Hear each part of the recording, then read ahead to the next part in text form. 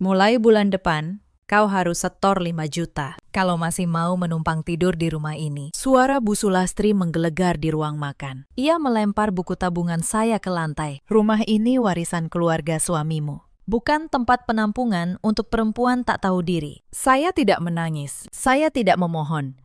Saya hanya tersenyum tipis, lalu memungut buku tabungan itu dari lantai. Bu Sulastri tertawa puas. Ia merasa menang. Ia sama sekali tidak tahu satu hal kecil. Sertifikat rumah megah yang ia agung-agungkan itu sudah lama berpindah nama. Dan setiap rupiah uang sewa yang ia tagih dari saya kelak menjadi tali yang menjeratnya sendiri. Halo, sahabat pecinta kisah kehidupan. Selamat datang kembali di kanal ini, tempat di mana keserakahan selalu dibayar lunas. Hari ini, saya akan menceritakan bagaimana seorang mertua menagih uang sewa kepada menantunya sendiri. Padahal, menantunya itulah pemilik sah rumah tersebut. Di atas, hitam dan putih. Siapkan hati kalian. Mari kita saksikan sampai akhir. Nama saya Anindya. Usia saya 32 tahun. Saya bekerja sebagai notaris di sebuah kantor di kawasan Sudirman. Sudah 8 tahun saya membaca, menyusun,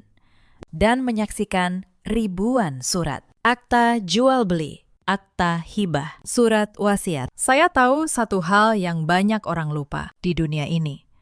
Yang menang bukan yang paling keras suaranya, tetapi yang memegang dokumen yang sah. Saya menikah dengan Pratama 4 tahun lalu. Dulu, ia tampak lembut, sopan, penuh perhatian. Saya pikir saya beruntung. Saya bertemu dengannya di sebuah seminar hukum. Saat itu, ia bekerja sebagai staf di perusahaan keluarganya. Ia mengejar saya dengan gigih. Ia membawakan saya makan siang ke kantor. Ia mengantar saya pulang. Ia berkata, ia ingin membangun keluarga yang hangat, jauh dari kemewahan yang dingin. Saya percaya, saya perempuan yang membesarkan diri sendiri sejak orang tua saya wafat, sangat merindukan kehangatan keluarga. Maka ketika Pratama melamar, saya mengiyakan. Saya mengira saya menemukan rumah. Ternyata saya hanya menemukan penjara dengan dinding yang lebih indah. Sejak awal, Bu Sulastri tidak menyukai saya. Pada hari lamaran, ia menatap saya dari ujung kaki sampai ujung kepala. Notaris, ya, katanya dengan nada meremehkan. Kerja sendiri, tidak punya keluarga besar. Untung anak saya mau. Saya hanya tersenyum waktu itu. Saya pikir mungkin butuh waktu agar beliau menerima saya. Saya salah.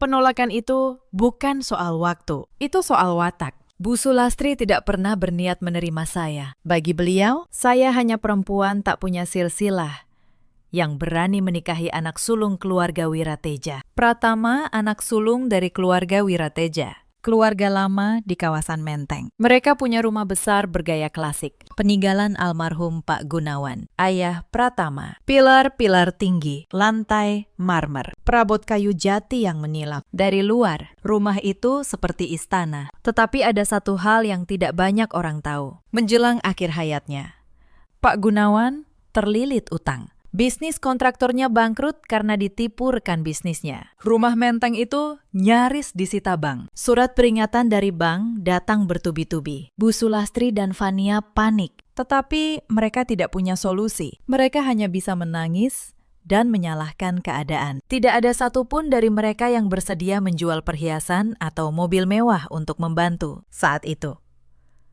Saya baru setahun menikah. Saya melihat Pak Gunawan, mertua lelaki saya, terbaring sakit.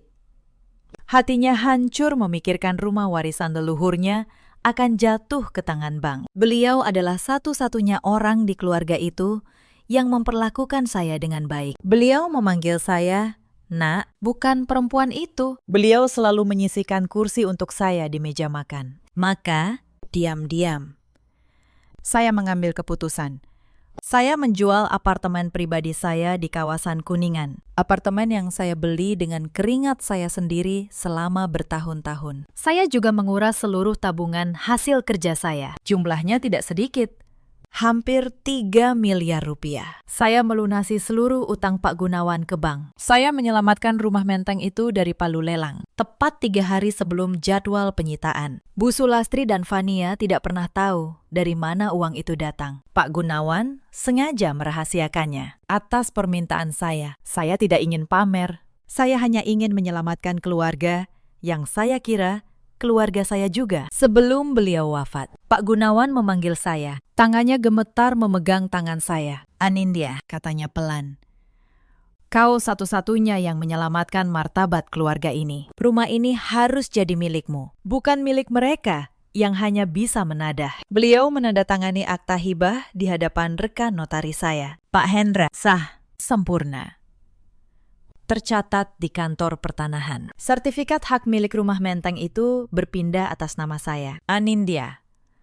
Hanya saya yang tahu. Saya menyimpan rapat-rapat rahasia itu. Bukan karena takut, tetapi karena saya ingin melihat sampai sejauh mana mereka berani." Pak Gunawan wafat 3 bulan kemudian. Dan setelah pemakaman, topeng keluarga Wirateja perlahan terbuka. Mertua saya, Bu Sulastri, 60 tahun. Seorang perempuan yang gemar arisan, sosialita, dan pamer perhiasan. Sepanjang hidupnya, ia tidak pernah bekerja. Tetapi ia merasa berhak atas segalanya. Hanya karena ia menyandang nama Wirateja. Sejak suaminya wafat, ia menganggap rumah menteng sebagai tahta pribadinya. Lalu ada Fania, adik ipar saya, 29 tahun. Wajahnya manis, tetapi otaknya licik. Fania belum menikah, tidak bekerja, dan hidup sepenuhnya dari sisa-sisa kejayaan keluarga. Dialah dalang sebenarnya. Bu Sulastri hanya wadah. Fania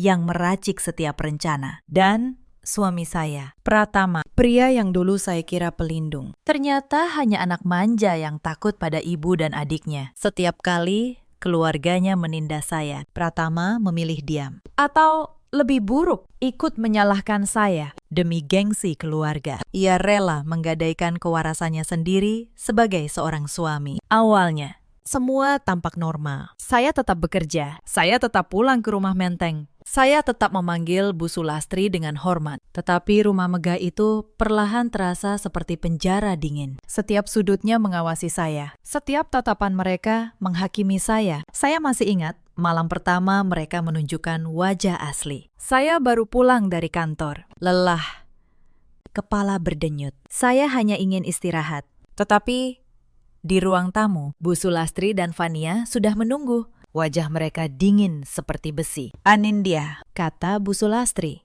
"duduk. Ada yang harus dibicarakan." Saya duduk.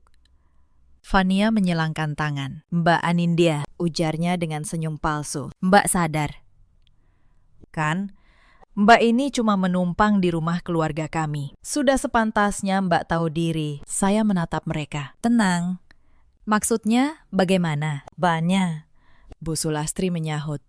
"Maksudnya, mulai sekarang ada aturan baru di rumah ini. Dan kau harus patuh. Kalau tidak, silahkan angkat kaki." Saya tidak menjawab. Saya hanya mengangguk pelan.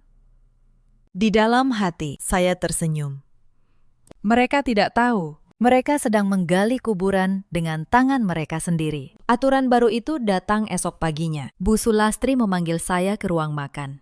Ia menaruh secari kertas di meja. "Mulai bulan ini," katanya, "kau bayar uang sewa 5 juta sebulan. Rumah ini milik keluarga Wirateja. Kau tinggal di sini. Kau bayar." Saya menatap kertas itu. Sebuah perjanjian sewa yang ditulis tangan oleh Fania. Konyol, tidak sah secara hukum. Tetapi saya tidak membantah. Saya justru mengambil pena. Saya menandatanganinya. Fania tampak terkejut melihat saya menurut tanpa melawan. "Bagus," kata Bu Sulastri sambil tertawa. "Akhirnya kau tahu posisimu, yang mereka tidak tahu." Saya menyimpan fotokopi perjanjian itu. Saya juga memotret setiap bukti transfer uang sewa dari rekening saya ke rekening Bu Sulastri. Bagi mereka, itu uang. Bagi saya, itu bukti. Bukti bahwa mereka menarik bayaran atas properti yang bukan milik mereka. Di mata hukum, itu punya nama. Tetapi saya belum mengucapkannya. Belum saatnya. Bulan itu lewat, lalu datang penindasan kedua. Suatu malam, saya pulang dan mendapati barang-barang saya sudah dipindahkan. Kamar saya di lantai 2. Kamar yang dulu saya tempati bersama Pratama, kini kosong. Fania butuh kamar yang lebih besar, kata Bu Sulastri. Enteng. Kau pindah ke kamar belakang. Kamar belakang itu sebenarnya bekas gudang, sempit, lembab, tanpa jendela yang layak. Dindingnya berjamur. Di sudut masih ada tumpukan barang rusak yang belum dibuang. Mereka bahkan tidak repot membersihkannya untuk saya. Bagi mereka, saya memang pantas tinggal bersama barang rongsokan. Saya menatap Pratama, berharap ia membela saya. Tetapi suami saya hanya menunduk. Sudahlah, Anin, gumamnya. Jangan bikin ribut. Kasihan ibu. Kasihan ibu.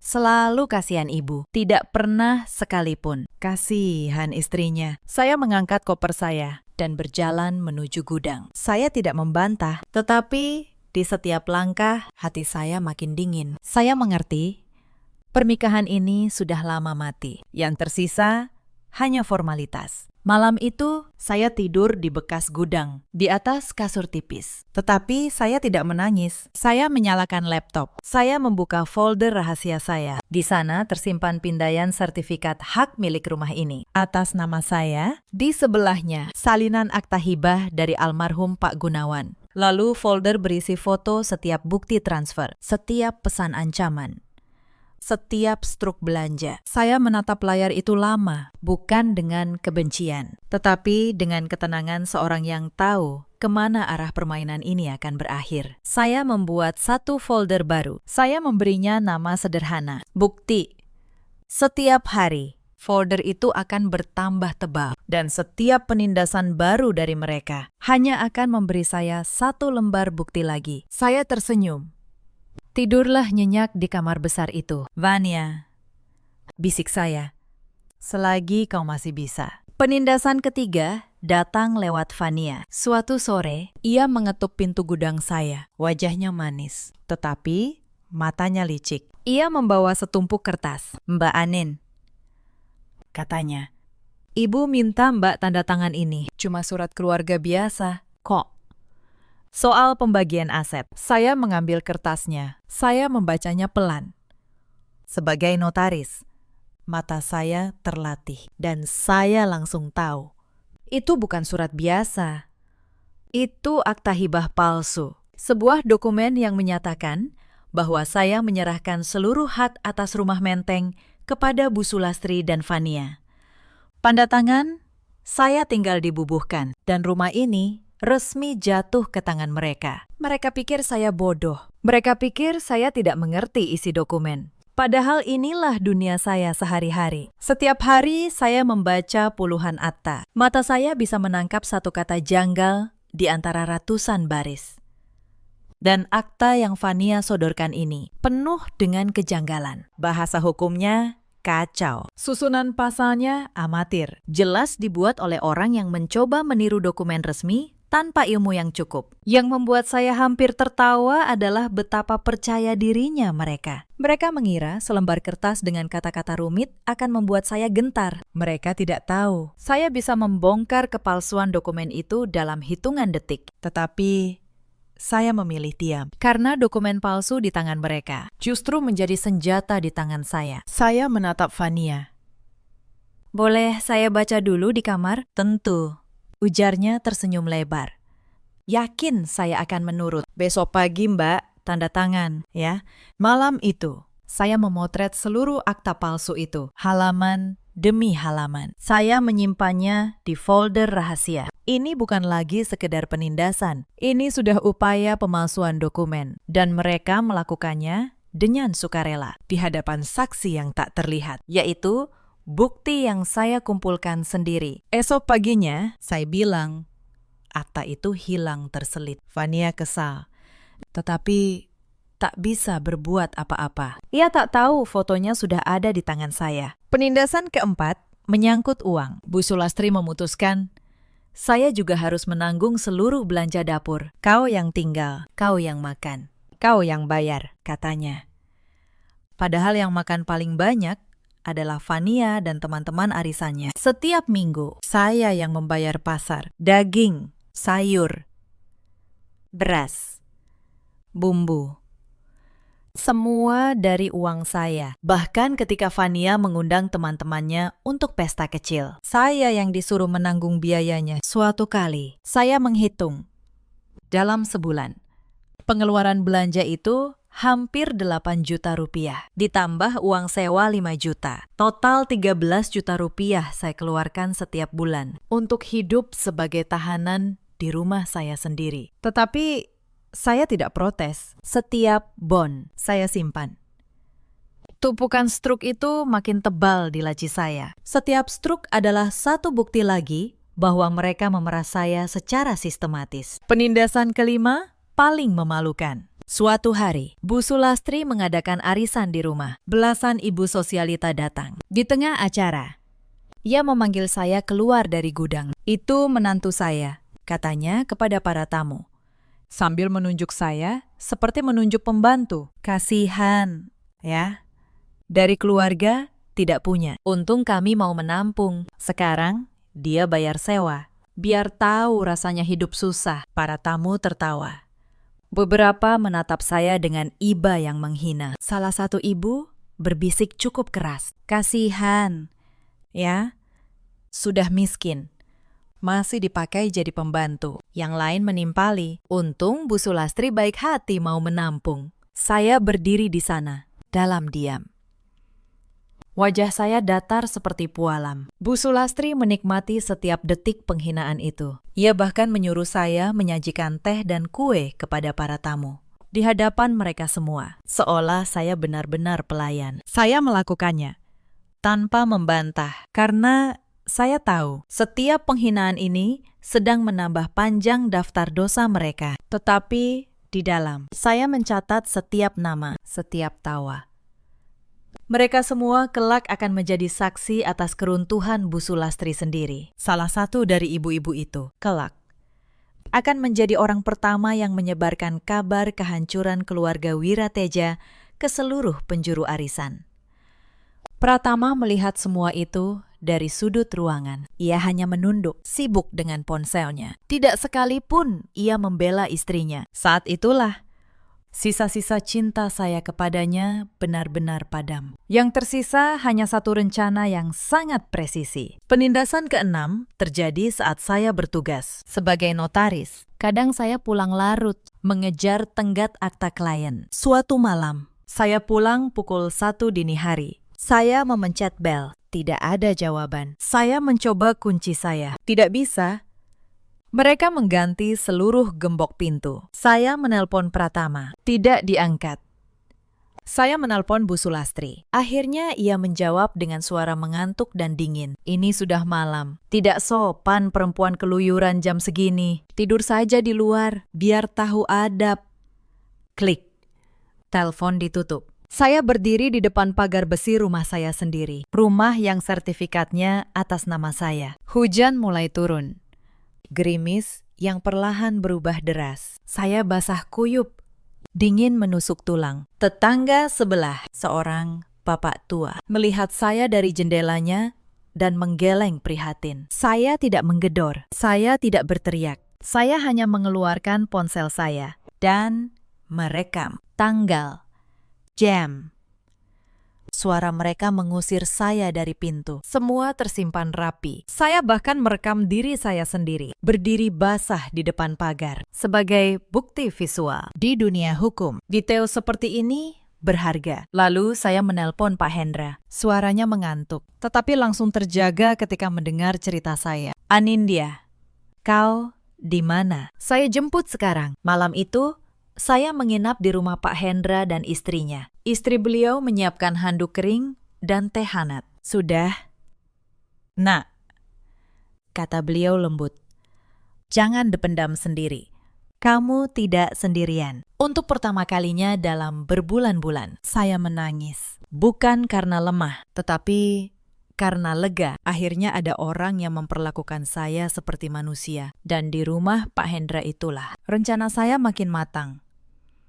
Beliau, sebagai notaris senior, membantu saya menyusun strategi hukum yang rapi, langkah demi langkah. Di tengah semua itu, ada satu malam ketika saya jatuh sakit, demam tinggi, mungkin karena kelelahan dan tidur di gudang yang lembab. Saya menggigil hebat. Saya meminta Pratama mengantar saya ke dokter, tetapi Bu Sulastri menghalangi. Tidak usah manja, katanya dingin. Cuma demam. Minum obat warung saja. Sayang uang kalau ke dokter terus. Pratama seperti biasa, menurut pada ibunya. Ia membiarkan saya menggigil sendirian di gudang sepanjang malam. Tidak ada yang menengok, tidak ada yang peduli. Hanya Mbak Yuni, pembantu lama itu, yang diam-diam membawakan saya bubur hangat dan obat penurun panas yang ia beli dengan uangnya sendiri. Sabar, nak, bisik Mbak Yuni sambil mengompres dahi saya. Orang sabar disayang Tuhan, yang jahat pasti dapat balasannya. Malam itu, dalam demam saya membuat janji pada diri sendiri. Saya tidak akan selamanya menjadi korban. Saya akan bangkit.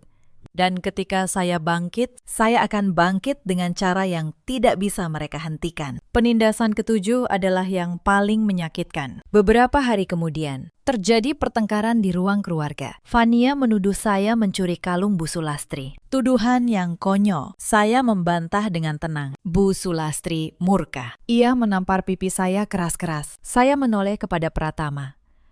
Untuk terakhir kalinya, saya menatap mata suami saya, memohon ia membela kebenaran. Tetapi Pratama berdiri, dan dengan tangannya sendiri, ia menampar pipi saya yang satunya. Beraninya kau bikin malu keluargaku, bentaknya. Ruangan hening, pipi saya panas, tetapi air mata saya tidak jatuh. Saya menatap mereka bertiga satu persatu. Bu Sulastri, Vania, Pratama. Lalu saya berkata pelan, "Baik, sekarang saya mengerti siapa kalian sebenarnya." Saya berbalik, masuk ke gudang, dan mengunci pintu. Di dalam, saya membuka map hitam tebal saya. Di dalamnya, sertifikat asli atas nama saya, akta hibah dari almarhum Pak Gunawan, fotokopi akta palsu buatan Vania, struk belanja, bukti transfer sewa, dan rekaman pengusiran. Sebuah mahakarya yang sudah hampir lengkap. Saya hanya butuh satu kesalahan terakhir dari mereka, dan mereka akan memberikannya dengan senang hati. Penindasan ke-8 datang dalam bentuk yang paling serakah. Suatu pagi, sebuah mobil mewah berhenti di depan rumah. Seorang pria berjas turun. Bu Sulastri menyambutnya hangat. Dari balik pilar, saya mendengar percakapan mereka. "Rumah ini sudah saya nilai, Bu," kata pria itu. "Kawasan Menteng. Harganya bisa tembus 25 miliar. Kalau ibu serius menjual, saya siap jadi pembeli. 25 miliar.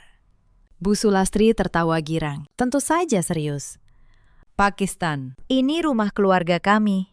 Tinggal urus surat-suratnya. Saya butuh sertifikat asli dan kelengkapan dokumen." "Bu," kata pria itu, "untuk transaksi sebesar ini, semua harus bersih secara hukum." "Tenang, Pakistan," sahut Vania yang ikut menemui. "Semua dokumen lengkap, sertifikat, akta, surat kuasa. Kami urus dalam seminggu." Saya berdiri membeku di balik pilar. Mereka berniat menjual rumah saya. Rumah yang sertifikatnya atas nama saya. Mereka begitu yakin.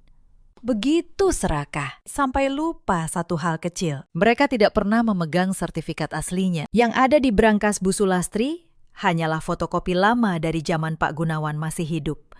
Lembaran yang di mata hukum sama sekali tidak berarti. Saya menyadari sesuatu. Kalau mereka berhasil menjual rumah ini, uang 25 miliar itu akan masuk ke kantong mereka. Sementara saya, pemilik sah, akan diusir tanpa membawa apapun. Mereka akan kabur dengan uang hasil penipuan. Ini bukan lagi soal penindasan rumah tangga. Ini sudah menjadi rencana kejahatan terorganisir. Tetapi justru disitulah letak kebodohan mereka. Karena untuk menjual rumah dengan dokumen palsu, mereka harus meninggalkan jejak. Tanda tangan palsu, akta palsu, notaris yang mereka libatkan. Semua itu adalah bukti. Semakin jauh mereka melangkah, semakin dalam lubang yang mereka gali untuk diri sendiri. Saya kembali ke gudang.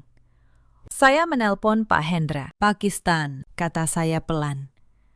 Sepertinya waktunya hampir tiba. Tolong siapkan satu hal untuk saya. Penindasan ke-9 adalah jebakan yang mereka pasang untuk diri mereka sendiri. Vanya, yang tak sabar, mencoba jalan pintas. Suatu sore, saya menemukan sebuah surat kuasa di meja gudang saya. Surat kuasa yang seolah-olah saya tanda tangani, yang memberi wewenang kepada Bu Sulastri untuk mengurus penjualan rumah. Tanda tangan saya di sana, tetapi itu palsu. Vania memalsukan tanda tangan saya. Saya menatap surat itu lama. Tangan saya dingin, bukan karena takut, tetapi karena saya tahu inilah kesalahan fatal yang saya tunggu. Pemalsuan tanda tangan untuk mengalihkan hak atas properti. Inilah bom waktu yang akan meledakkan mereka semua. Selama ini, semua penindasan mereka masih bisa diperdebatkan. Tetapi pemalsuan tanda tangan pada dokumen hukum, tidak ada ruang abu-abu. Itu kejahatan yang jelas. Hitam di atas putih. Saya memeriksa tanda tangan palsu itu dengan teliti. Vania meniru gaya tanda tangan saya, tetapi ia gagal. Tekanan penanya berbeda. Lengkungan hurufnya kaku. Bagi orang awam, mungkin tampak mirip. Tetapi bagi ahli dan bagi saya, yang membubuhkan tanda tangan itu ribuan kali, perbedaannya jelas. Tanda tangan palsu ini justru akan menjadi bukti yang memberatkan mereka. Saya memotret surat kuasa palsu itu dari berbagai sudut. Lalu saya menyimpannya kembali, persis di tempatnya, agar mereka tidak curiga. Malam itu, saya tidak tidur. Saya menyusun seluruh berkas. Saya menghubungi seorang teman lama yang kini bertugas sebagai penyidik. Saya menyiapkan laporan. Setiap pasal sudah saya hafal di luar kepala. Pemalsuan akta otentik, penggelapan, pemerasan. Mereka melanggar semuanya, satu persatu, dengan tangan mereka sendiri. Penindasan ke-10 adalah langkah terakhir mereka menuju jurang. Bu Sulastri, Vanya, dan Pratama membuat janji dengan seorang notaris lain untuk menandatangani akta jual beli rumah kepada pembeli berjas itu. Mereka memilih hari Minggu, saat mereka pikir saya sedang bertugas malam dan tidak akan ada di rumah. Mereka mengundang pembeli, notaris pilihan mereka, dan 2 saksi. Mereka menyiapkan fotokopi sertifikat lama, surat kuasa palsu buatan Vania, dan akta hibah palsu. Mereka begitu percaya diri. Mereka pikir hari itu adalah hari kemenangan mereka. Hari di mana mereka akan mengubah rumah menteng menjadi 25 miliar rupiah. Mereka tidak tahu, hari Minggu itu justru menjadi hari eksekusi mereka. Karena saya tidak sedang bertugas malam. Saya sudah menyiapkan segalanya. Dan saya akan datang, membawa map hitam saya. Sebelum hari Minggu itu tiba, ada beberapa malam yang tak akan pernah saya lupakan. Malam-malam ketika saya sendirian di gudang sempit itu, menyusun satu persatu keping rencana saya. Banyak orang mengira pembalasan itu soal amarah. Padahal tidak. Pembalasan yang sesungguhnya lahir dari ketenangan, dari kesabaran, dari kemampuan untuk menahan diri ketika seluruh dunia menyuruhmu meledak. Saya ingat satu malam, beberapa hari sebelum eksekusi. Saya mendengar percakapan mereka dari balik dinding tipis. Suara Vania terdengar paling jelas. Bu, kata Vania, setelah rumah ini laku, kita usir saja perempuan itu. Dia tidak punya bukti apa-apa. Sertifikat ada di tangan kita. Bu Sulastri tertawa. Tenang. Pratama sudah di pihak kita. Anindya tidak akan berani melawan. Mau lawan pakai apa? Dia cuma menantu miskin. Lalu, suara Pratama, suami saya, terdengar lirih. Asal jangan sampai dia tahu soal akta hibah Bapak, ya. Kalau dia tahu Bapak pernah memberi rumah ini ke dia, bisa repot. Hening sejenak. Lalu Bu Sulastri berkata dingin, "Bapakmu pikun waktu tanda tangan itu. Tidak sah.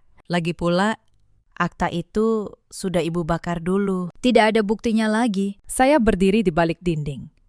Dan saya nyaris tertawa dalam hati. Mereka mengira mereka membakar satu-satunya akta hibah. Mereka tidak tahu bahwa salinan otentik akta itu tersimpan rapi di kantor pertanahan dan di brankas kantor saya. Mereka juga tidak tahu bahwa sertifikat yang mereka pegang hanyalah fotokopi yang sudah tidak berlaku. Karena yang asli, atas nama saya, ada di tangan saya. Mereka sedang membangun istana kemenangan di atas pasir. Malam itu, saya membuka laptop. Saya menyusun kronologi. Saya menata setiap dokumen sesuai urutan kejadian. Saya mencetak salinan rekaman suara mereka. Saya membuat daftar pasal.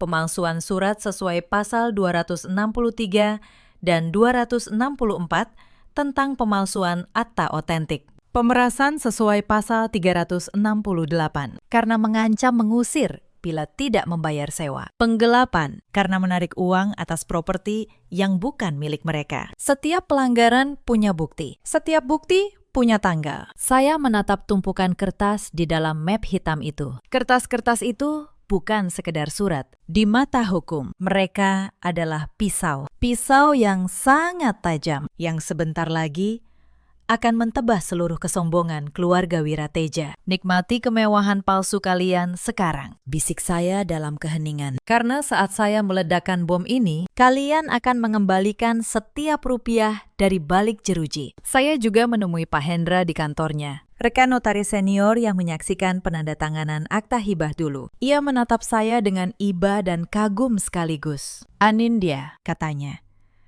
Kau yakin mau melakukan ini lewat jalur hukum? Mereka keluarga suamimu. Justru karena hukum. Pakistan, jawab saya.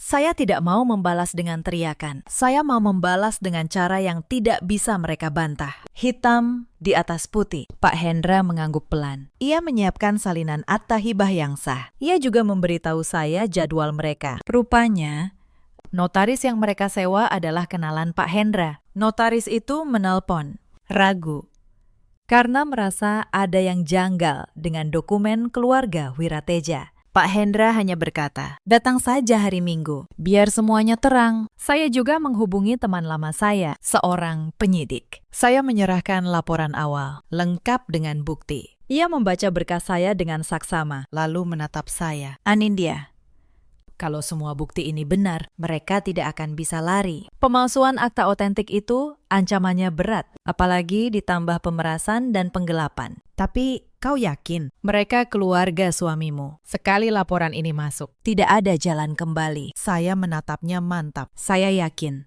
Justru karena mereka keluarga suami saya. Saya sudah memberi mereka kesempatan terlalu banyak. Berbulan-bulan saya diam. Berbulan-bulan saya menahan. Cukup.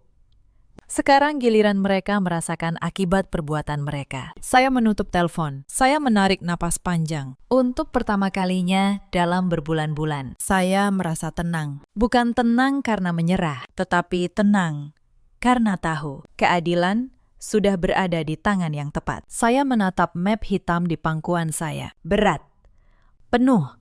Setiap lembar di dalamnya adalah 1 bulan penderitaan yang kini berubah menjadi 1 peluru keadilan. Sehari sebelum eksekusi, saya melakukan satu hal terakhir. Saya menemui Mbak Yuni, pembantu lama keluarga Wirateja. Perempuan baik yang sudah ikut keluarga itu sejak Pak Gunawan masih hidup. Selama ini, Mbak Yuni diam-diam bersimpati kepada saya. Ia sering menyelipkan makanan ke gudang saya saat saya dihukum tidak boleh makan di meja. Mbak Yuni, kata saya pelan, besok, apapun yang terjadi, Mbak tetap tenang, ya.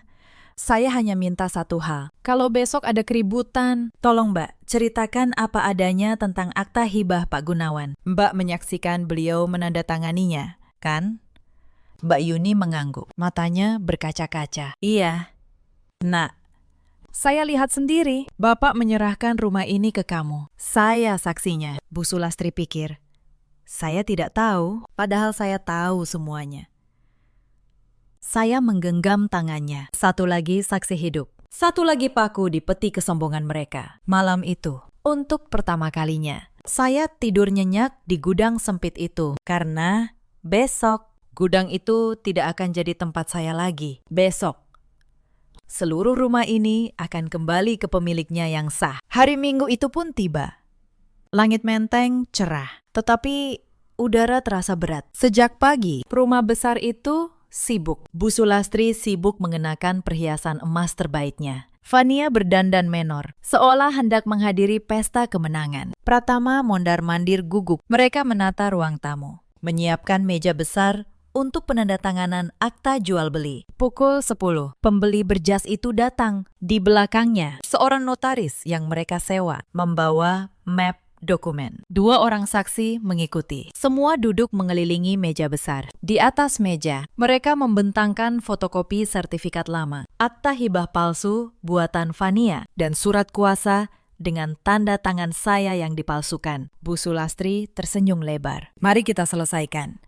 Pakistan. Rumah ini resmi jadi milik Bapak hari ini. 25 miliar, sesuai kesepakatan. Notaris sewaan itu membuka dokumen, tetapi keningnya berkerut. Ia menatap sertifikat fotokopi itu, lalu menatap surat kuasa. Bu, katanya ragu. Sertifikat aslinya mana? Untuk transaksi sebesar ini, kami wajib memeriksa sertifikat asli. Fotokopi saja tidak cukup. Bu Sulastri tergelak. Aslinya tersimpan di brankas. Pakistan, nanti menyusul. Yang penting kita tanda tangan dulu. Saat itulah pintu utama terbuka. Saya melangkah masuk. Tenang. Mengenakan blazer kerja saya. Di tangan saya, map hitam tebal. Di belakang saya, melangkah Pak Hendra, teman penyidik saya yang berpakaian biasa, dan 2 orang petugas. Seketika, ruangan hening. Wajah Bu Sulastri memucat. Fania berdiri kaget. Pratama membeku. Anin, kata Pratama tergagap. Kau kan harusnya kerja. Saya cuti hari ini, jawab saya tenang. Karena saya tidak mau melewatkan momen penting ini. Saya berjalan mendekati meja. Saya menatap pembeli dan notaris sewaan. Selamat pagi. Pakistan. Maaf, saya mengganggu. Tetapi sebagai notaris, saya rasa Bapak berhak tahu satu hal. Sebelum menandatangani apapun, rumah yang sedang Bapak beli ini bukan milik keluarga Wirateja. Pembeli mengerutkan dahi. Maksud Ibu, saya membuka map hitam saya. Saya mengeluarkan 1 lembar dokumen dan meletakkannya di tengah meja. Ini sertifikat hak milik asli rumah ini. Silakan dibaca atas nama siapa. Notaris sewaan itu mengambil dokumen. Ia memeriksanya teliti, lalu wajahnya berubah. Ini sertifikat asli, dan ini atas nama Anindya. Ruangan langsung gaduh. Bu Sulastri bangkit dari kursinya. Tidak mungkin, sertifikat ada di brankas saya. Yang di brankas Ibu hanya fotokopi lama, kata saya. Tenang, sudah tidak berlaku sejak almarhum Pak Gunawan menghibahkan rumah ini kepada saya. 3 bulan sebelum beliau wafat. Sah, di hadapan notaris. Tercatat di kantor pertanahan. Bohong, ceritane. Bapak tidak pernah memberikan rumah ini ke kamu. Saya mengeluarkan lembar kedua, akta hibah asli, lengkap dengan tanda tangan Pak Gunawan dan cap notaris. Ini aktanya, disaksikan oleh Pak Hendra, rekan saya, yang berdiri di sini sekarang. Pak Hendra mengangguk. Benar, saya menyaksikan sendiri Pak Gunawan menandatangani akta ini dalam keadaan sehat dan sadar penuh, bukan pikun, seperti yang sering kalian katakan. Wajah Bu Sulastri kini putih pasi. Tetapi saya belum selesai. Saya mengeluarkan lembar demi lembar dari map hitam saya, seperti seorang algojo yang menjatuhkan satu persatu palu hukuman. Dan ini, kata saya, meletakkan dokumen ketiga, akta hibah palsu yang Fania buat untuk memaksa saya menyerahkan rumah ini. Saya menyimpan fotonya. Ini surat kuasa yang tanda tangan saya dipalsukan. Pemalsuan akta otentik. Pasal 263 dan 264. Ancaman hukumannya penjara. Fania terhuyung. Mbak menjebak kami. Tidak, jawab saya dingin. Kalian menjebak diri sendiri. Saya hanya mencatat. Saya meletakkan tumpukan terakhir. Ini bukti transfer uang sewa yang saya bayarkan kepada Bu Sulastri atas properti yang bukan miliknya. Penggelapan. Dan ini rekaman ketika Ibu mengusir saya dari rumah saya sendiri tengah malam. Dan ketika Ibu mengancam menaikkan sewa kalau saya membantah. Pemerasan. Pasal 368.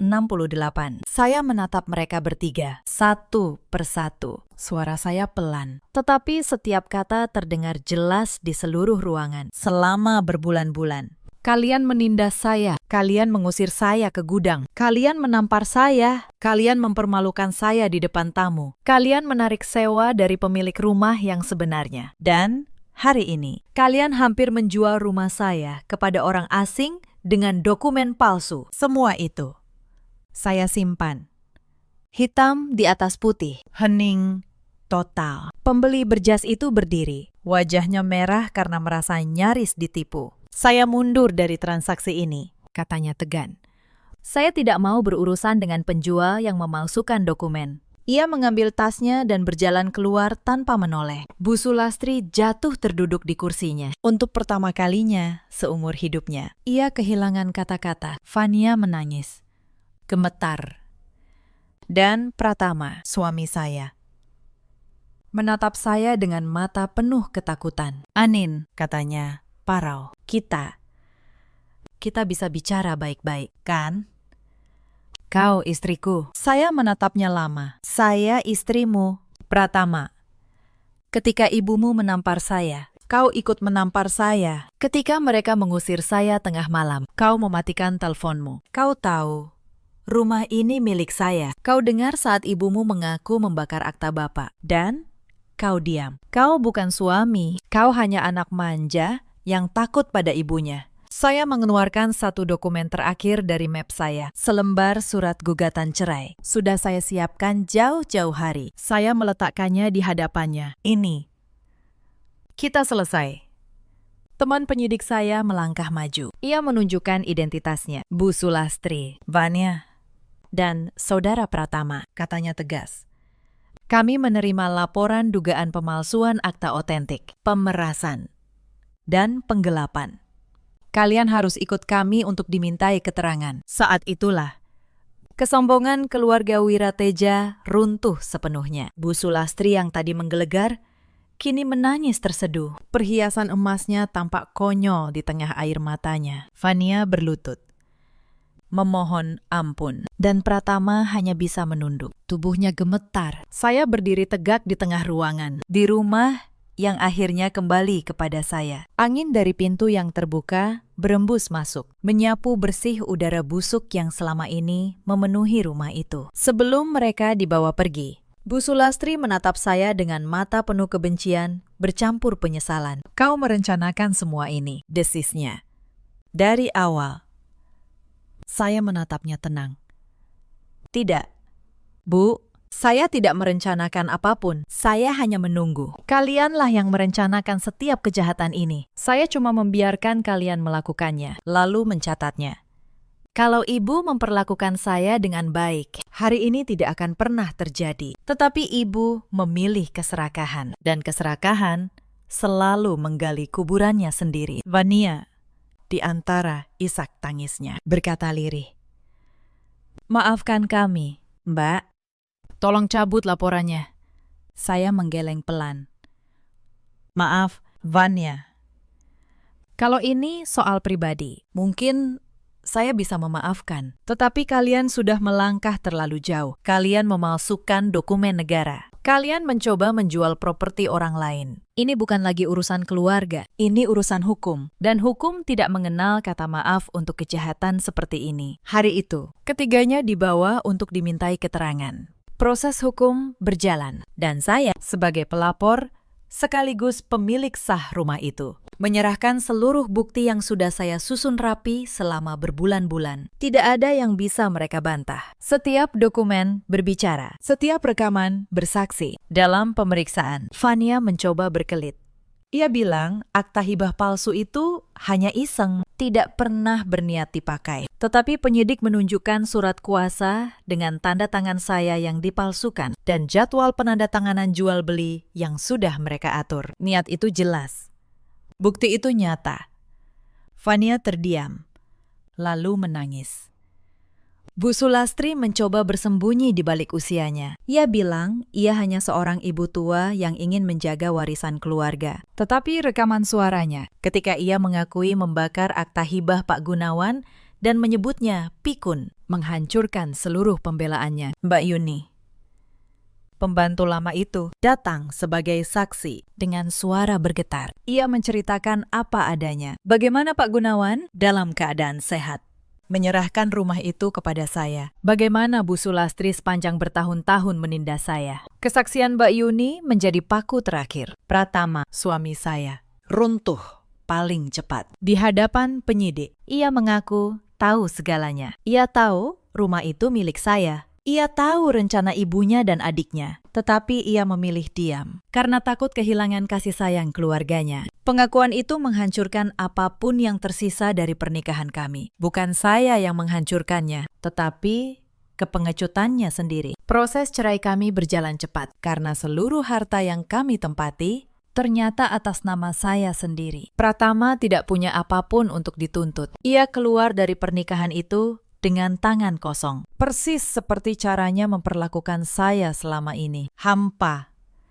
Sementara itu, kabar tentang keluarga Wirateja menyebar di kalangan arisan sosialita. Ibu-ibu yang dulu menertawakan saya, kini menertawakan Bu Sulastri. Nama besar Wirateja yang selama ini dijunjung tinggi, kini menjadi bahan gunjingan. Kesombongan yang mereka bangun selama puluhan tahun runtuh hanya dalam satu hari Minggu. Beberapa minggu kemudian, tibalah saat yang mereka takutkan. Karena saya pemilik sah rumah itu. Secara hukum, saya berhak menentukan siapa yang boleh tinggal. Dan saya memutuskan. Sudah cukup.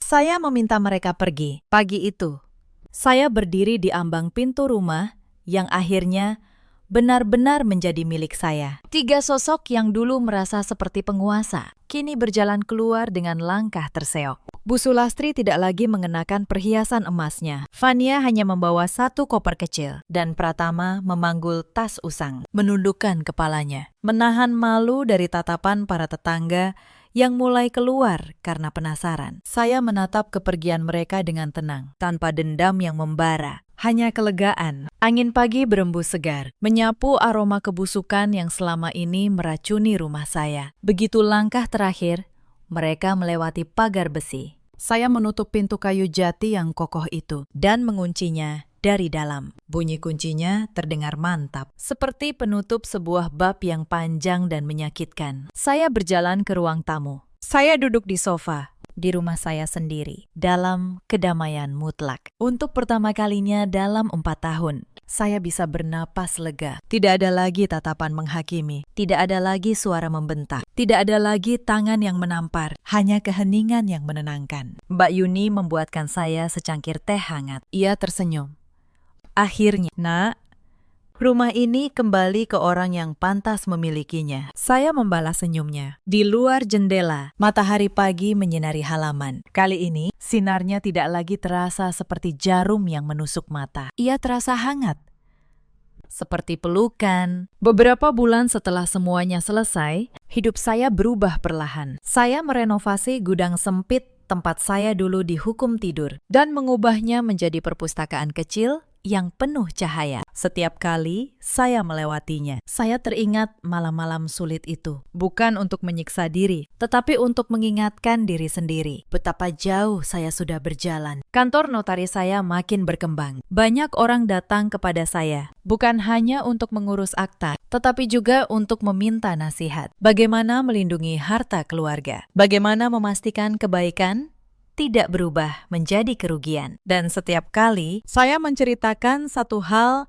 yang saya pelajari dengan susah payah, bahwa di dunia ini, niat baik saja tidak cukup. Niat baik harus dilindungi oleh kejelasan. Hitam di atas putih. Saya juga belajar memaafkan. Bukan memaafkan untuk mereka, tetapi memaafkan untuk diri saya sendiri. Karena menyimpan dendam terlalu lama hanya akan meracuni hati.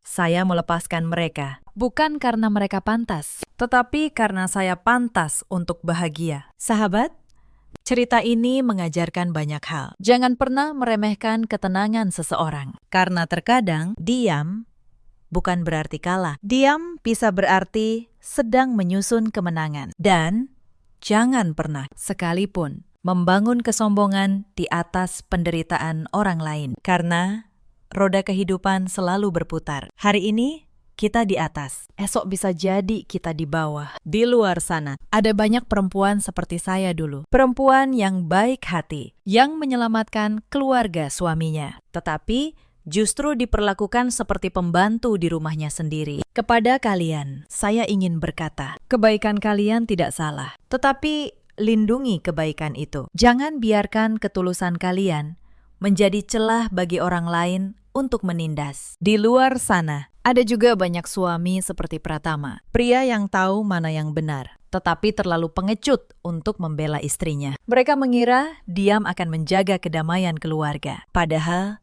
diam di hadapan ketidakadilan hanyalah pengkhianatan dalam bentuk lain. Dan di luar sana, ada pula para mertua seperti Bu Sulastri. Mereka yang merasa berhak atas segalanya. Hanya karena status dan nama. Mereka lupa bahwa rasa hormat tidak datang dari paksaan. Rasa hormat datang dari kasih sayang dan keserakahan pada akhirnya.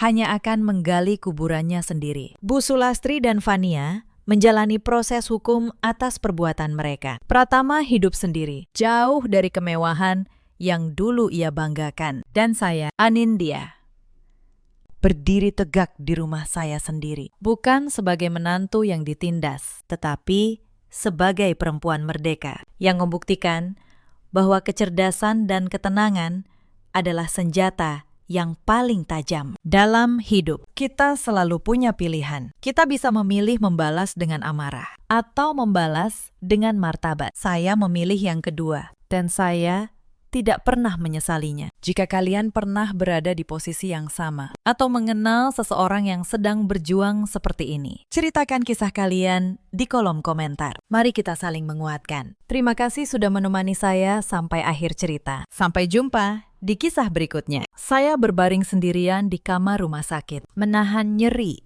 bekas operasi. Suami saya berpamitan dinas keluar kota pagi tadi. Lalu, satu foto menghancurkan seluruh dunia saya. Di foto itu, dia tersenyum lebar sambil menggendong bayi dari perempuan lain. Di belakangnya, ibu mertua saya tertawa bahagia, seolah menyambut cucu yang sudah lama dinanti. Pengkhianatan ini akan saya balas, bukan dengan air mata, tetapi dengan sebuah kehancuran yang paling rapi. Halo sahabat, selamat datang kembali di channel ini. Sebelum kita masuk ke kisahnya, tulis dulu dari kota mana kalian menonton di kolom komentar. Jangan lupa like dan subscribe, supaya kami makin semangat menghadirkan cerita yang lebih menarik lagi. Sekarang, mari kita mulai. Bau antiseptik dan cairan pembersih lantai menusuk hidung saya sejak pertama membuka mata di ruangan ini. Suara jarum jam dinding berpadu dengan bunyi monitor di samping ranjang. Sebuah melodi sunyi yang terasa dingin. Saya menatap langit-langit kamar VIP ini dengan pandangan kosong. Nyeri di perut bawah masih berdenyut. Sisa operasi pengangkatan kista 2 hari lalu. Operasinya lancar, namun pemulihannya jauh lebih menyiksa dari yang saya bayangkan. Setiap kali saya menarik napas terlalu dalam, perih itu menyengat sampai ke ubun-ubun. Ruangan ini luas dan mewah, tetapi tidak ada satupun keluarga yang menemani. Suami saya, Raka, berangkat ke Surabaya pagi tadi. Katanya ada audit mendadak dari pusat yang tidak bisa ditinggal. Saya percaya. Saya selalu percaya pada setiap kata yang keluar dari mulutnya. Selama 7 tahun menikah, saya tidak pernah sekalipun meragukannya. Itulah kebodohan terbesar dalam hidup saya. Sore itu, ponsel saya bergetar di atas meja samping ranjang. Sebuah notifikasi dari grup arisan keluarga besar suami. Saya jarang membukanya. Tetapi entah kenapa, sore itu jari saya tergerak. Lalu saya melihatnya. Sebuah foto yang diunggah adik ipar saya, Wulan. Foto itu diambil di sebuah rumah asri yang tidak saya kenal. Di tengah foto, Raka berdiri sambil menggendong seorang bayi laki-laki. Wajahnya berseri. Senyum yang sudah lama tidak pernah saya lihat di rumah kami. Saya mengira itu hanya foto editan, sebuah lelucon keluarga yang kurang lucu. Namun, semakin saya perhatikan, semakin dada saya terasa diremas. Di pergelangan tangan Raka, melingkar sebuah jam tangan. Jam tangan edisi khusus yang saya pesan langsung dari Swiss. Hadiah ulang tahun pernikahan kami bulan lalu. Di balik jam itu, Ada ukiran inisial nama kami berdua. Tidak mungkin ada jam yang sama persis di dunia ini. Air mata jatuh tanpa bisa saya tahan. Pandangan saya mengabur. Tetapi saya memaksa diri membaca keterangan di bawah foto itu. Selamat datang ke dunia, jagoan kecil Om Raka. Akhirnya keluarga kita lengkap. Lengkap. Kata itu menusuk lebih dalam daripada bekas operasi di perut saya. Di kolom komentar, ibu mertua saya menulis dengan emotikon hati. Cucu ganteng, kebanggaan bunda. Sehat selalu, nak. Bunda, selama 7 tahun. Beliau tidak pernah memanggil anak saya dengan kata selembut itu. Saya menutup ponsel. Tangan saya gemetar. Ranjang rumah sakit ini terasa semakin dingin. Di luar jendela, langit Jakarta mulai gelap. Dan untuk pertama kalinya, saya menyadari satu hal. Saya menangis sendirian di rumah sakit, sementara suami saya tertawa di rumah perempuan lain. Bersama bayi yang bukan anak saya. Bersama ibu mertua yang memanggilnya cucu. Malam itu, sesuatu di dalam diri saya mati. Dan sesuatu yang lain lahir. Nama saya Sinta Maheswari. Usia saya 34 tahun. Saya bekerja sebagai manajer keuangan di sebuah perusahaan tekstil di kawasan Sudirman. Perusahaan itu bukan perusahaan asing. Itu adalah perusahaan keluarga suami saya. Sudah 7 tahun saya menikah dengan Raka. Dan sudah 6 tahun saya memegang seluruh keuangannya. Orang melihat saya sebagai menantu yang beruntung, menikah dengan pewaris pabrik tekstil ternama. Tetapi kebenarannya jauh berbeda dari yang terlihat. Pabrik itu hampir bangkrut saat saya pertama menikah dengan Raka. Hutang menumpuk. Arus kas berantakan. Gaji karyawan tertunda berbulan-bulan. Sayalah yang membenahi semuanya, satu persatu, selama 6 tahun. Saya menyusun ulang pembukuan, menutup kebocoran, menegosiasi ulang hutang ke bank. Perlahan, pabrik yang sekarat itu kembali bernapas, lalu tumbuh, lalu berkembang. Dan saya melakukan semua itu dalam diam, tanpa pernah meminta pengakuan. Saya pikir itulah arti pengabdian seorang istri. Saya pikir jika saya bekerja cukup keras, keluarga ini akan menerima saya. Saya salah. Sangat salah. Bagi mereka, saya hanyalah mesin pencetak uang, mesin yang membiayai gaya hidup mereka. Sementara mereka menertawakan saya di belakang, mesin yang menghidupi sebuah keluarga bahagia, di mana saya bahkan tidak diundang. Ibu mertua saya, Bu Sumarni, tidak pernah menyukai saya sejak awal. Beliau selalu bilang, saya terlalu sibuk bekerja, terlalu dingin, terlalu kaku. Beliau ingin menantu yang manis di dapur, bukan menantu yang sibuk dengan angka. Saya selalu mencoba membuktikan diri, memasak di akhir pekan, meski lelah.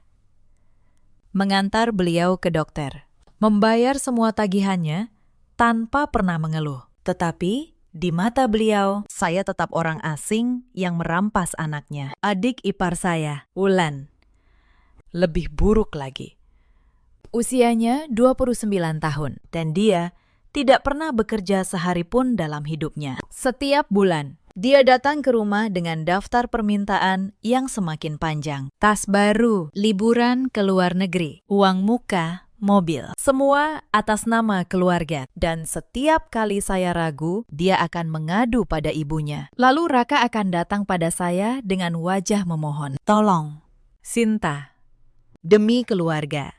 Demi keluarga. 2 kata itu sudah menguras tabungan saya bertahun-tahun. Tetapi saya tetap memberi. Karena saya pikir cinta artinya berkorban. Saya tidak tahu bahwa pengorbanan saya hanya dianggap kelemahan. Saya tidak tahu bahwa di balik senyum mereka ada rencana yang jauh lebih busuk. Saya tidak tahu bahwa sementara saya membanting tulang, suami saya membangun keluarga kedua. Dan ibu mertua saya menyambut keluarga itu dengan tangan terbuka. Raka dan saya menikah 7 tahun lalu di sebuah gedung sederhana di Bekasi. Saat itu dia bukan siapa-siapa. Anak pengusaha yang pabriknya hampir disita bank. Saya, lulusan akuntansi terbaik di angkatan saya, bekerja di kantor konsultan keuangan ternama. Banyak yang menentang pernikahan kami, termasuk orang tua saya. Kamu terlalu pintar untuk laki-laki seperti itu, kata ayah saya saat itu. Tetapi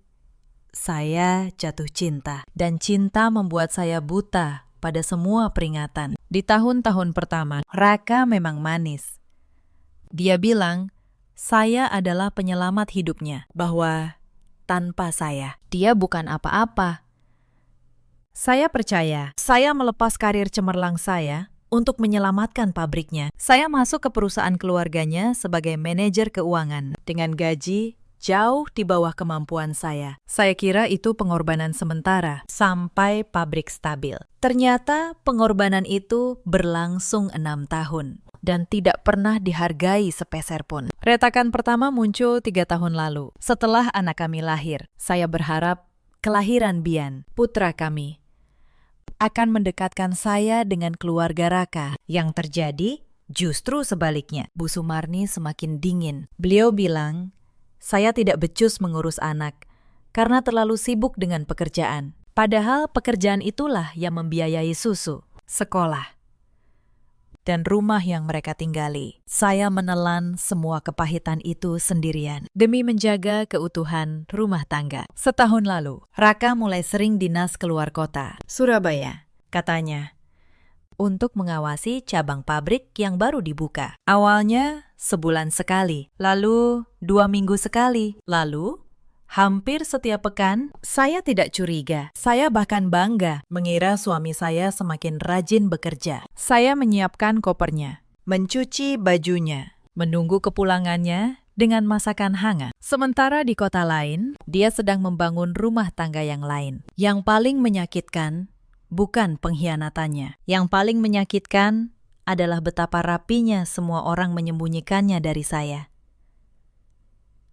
Wulan yang sering meminjam mobil saya ternyata mengantar Raka ke rumah perempuan itu. Bu Sumarni yang menelpon saya setiap pekan ternyata sudah menggendong cucu barunya berbulan-bulan. Bahkan beberapa teman dekat saya yang saya undang ke pernikahan sudah tahu sejak lama. Semua orang tahu, hanya saya, sang istri sah, yang dibiarkan buta. 3 hari setelah melihat foto itu, saya diizinkan pulang dari rumah sakit. Tidak ada yang menjemput. Saya memesan taksi sendirian dengan luka operasi yang masih perih. Sepanjang perjalanan, saya tidak menangis. Air mata saya sudah habis di kamar rumah sakit. Yang tersisa hanyalah ketenangan yang dingin. Ketenangan seorang akuntan yang sedang menghitung. Saya tidak akan berteriak. Saya tidak akan melabrak. Saya akan melakukan apa yang paling saya kuasai. Saya akan menghitung, lalu menagih. Sampai di rumah, saya mendapati pintu ruang kerja saya terkunci. Ruang kerja tempat saya menyimpan seluruh dokumen keuangan perusahaan. Saya mencoba kode lama. Tidak bisa, kodenya sudah diganti. Mbak Yati, pembantu kami yang sudah bekerja 10 tahun, datang dengan wajah tidak enak. Bu Sumarni yang menyuruh ganti kode. Bu, bisiknya pelan. Katanya, biar lebih aman. Saya tersenyum tipis. Lebih aman? Tentu saja. Tapi, aman untuk siapa? Malam itu, saya tidak tidur. Saya duduk di ruang tamu dengan laptop di pangkuan. Mereka boleh mengganti kode pintu ruang kerja. Tapi mereka lupa satu hal. Seluruh sistem keuangan perusahaan ada di kepala saya. Dan di server yang hanya saya pegang aksesnya. Saya membuka rekening koran perusahaan satu persatu. 3 tahun ke belakang, saya mencari pola. Aliran dana yang janggal, pengeluaran yang tidak masuk akal. Dan malam itu, angka-angka mulai bercerita pada saya. Keesokan harinya, Raka pulang dari Surabaya. Dia masuk dengan koper kecil dan sebuket besar mawar merah di tangannya. Wajahnya dibuat lelah. Kumis tipis sengaja dibiarkan tumbuh untuk menambah kesan sibuk. Sayang, panggilnya dengan suara serak yang dibuat-buat. Maaf, aku tidak bisa menemanimu di rumah sakit. Audit di Surabaya benar-benar gila. Jika saja saya tidak melihat foto itu, saya pasti sudah memeluknya dan menyuruhnya istirahat. Tapi sekarang, saya hanya tersenyum. Tidak apa-apa, Mas. Aku mengerti. Pekerjaanmu pasti berat sekali. Raka tampak lega. Dia mengira saya masih perempuan bodoh yang dulu. Dia tidak tahu bahwa di balik senyum saya, Otak saya sedang menyusun strategi. Dia menyodorkan mawar itu. Saya menerimanya dengan ucapan terima kasih yang manis. Lalu saya menaruhnya di vas, sambil diam-diam memperhatikan jam tangan di pergelangannya. Jam tangan dari Swiss itu, yang sama persis dengan yang ada di foto. Dia bahkan tidak repot-repot menggantinya. Begitu yakin, saya tidak akan pernah tahu. Malam itu, saya berbaring di sampingnya, pura-pura tidur saat napasnya teratur. Saya mengambil ponselnya yang tergeletak di meja. Saya tahu pola kuncinya. 7 tahun pernikahan, ada hal-hal kecil yang tidak bisa disembunyikan. Lalu saya menemukan semuanya. Percakapan dengan perempuan bernama Bella, foto-foto keluarga kecil mereka, tagihan rumah sakit bersalin yang saya, tanpa sadar, yang membayar. Dan satu pesan dari Bella yang membuat darah saya membeku. Mas, kapan kita resmikan? Aku capek jadi rahasia. Anak kita butuh ayah yang utuh. Lalu balasan Raka. Sabar. Sayang.